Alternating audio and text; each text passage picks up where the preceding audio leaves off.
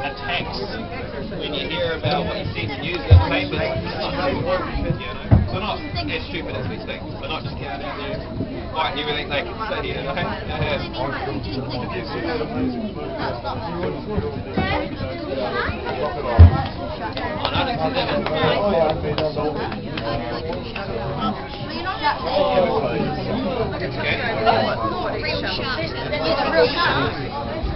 They want the short term. They were sharks. No, that was those ones.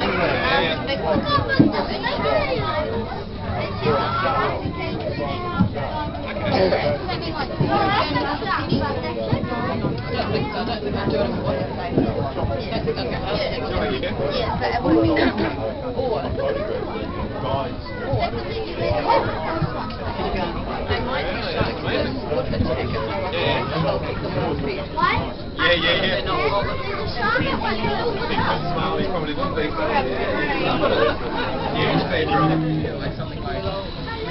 Okay, welcome down to Tarltons, guys. Welcome down to our shark tank. Our divers have just opened the tank and they're making their way down to the middle here to feed our sharks. Now we've got two divers today. One's going to be on my left hand side over here, one on my right, and they'll be in the tank for about the next 15-20 minutes hand feeding our sharks that we have in this tank here.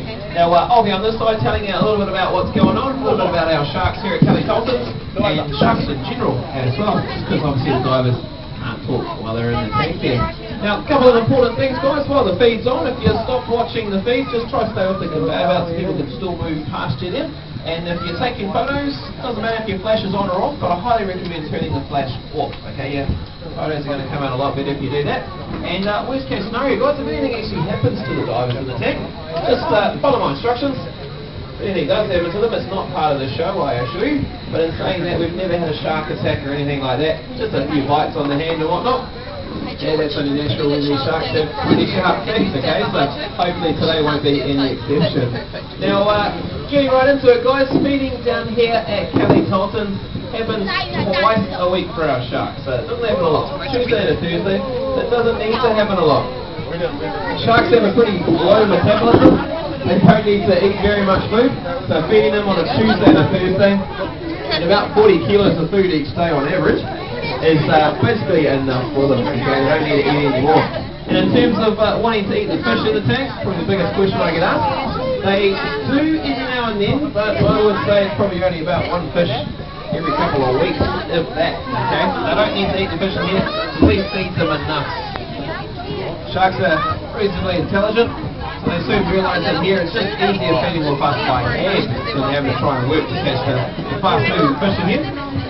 So don't worry about them.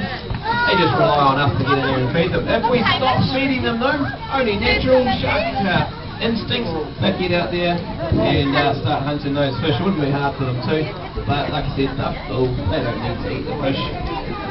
As for the types of fish we have in here, we've got little guys being jack mackerel, yellowtail, very popular bait fish in New Zealand, right through the larger ones being carp hooker, the ones with that sort of underhanging jaw.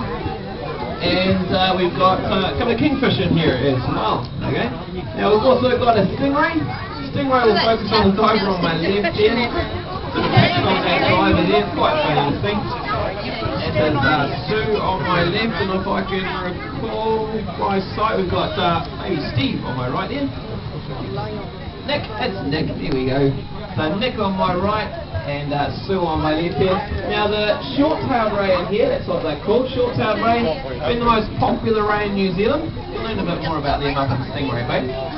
But a lot of people actually class them as the most dangerous stingray in the world as well. Now, they still have their barb here at Tarltons, but of all species, they actually have the biggest barb out of any. It's about a foot long, and they seem to have the most painful venom as well.